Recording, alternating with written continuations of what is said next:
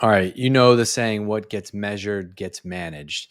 One of the hardest parts about running marketing is wrangling all of the data and the inputs and seeing what's happening right now in real time, or being able to look at weekly, monthly, quarterly reports. Mentor of mine, a guy by the name of Mike Volpe, was the CMO at HubSpot. And he was the first one to show and lead the team around being obsessed with basically waterfall charts. And goals are goals. That's great. They don't mean anything until you can actually see how are these channels performing right now over time, and how are we pacing towards our goals, right? It's easy to just have a random metric, but what are our goals? What are we driving the team around? And so I've always loved the idea of having a scorecard as a head of marketing or CMO.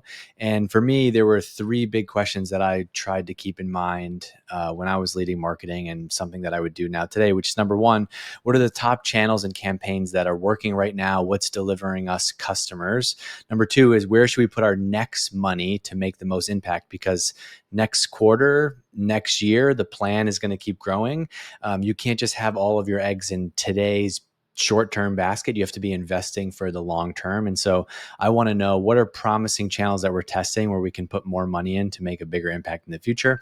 And then number three is, how can we get ahead on growth now so we can be on pace to hit our target next quarter? Like I just mentioned about thinking short-term and long-term, one of the biggest mistakes I made as a marketing leader for the first time was being too short-term focused versus having, hey, we're going to spend 70% of our time, budget, people, resources on stuff that's going to help us hit the number today, and 30% is going to be spent long term. So what's cool about Hockey Stack is they actually took a bunch of this stuff and they turned it into a CMO dashboard.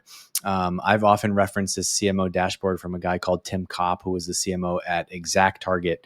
And they actually, Hockey Stack spun one up for me, and you can go check it out. So this CMO dashboard has goal pacing, channel attribution, inbound drill down, marketing influence on sales velocity, brand growth, because you want to be able to measure brand over time, current deals in pipeline. And this is really cool. So if you want to nerd out on measuring marketing, you can go and check out my CMO scorecard from Hockey Stack right now.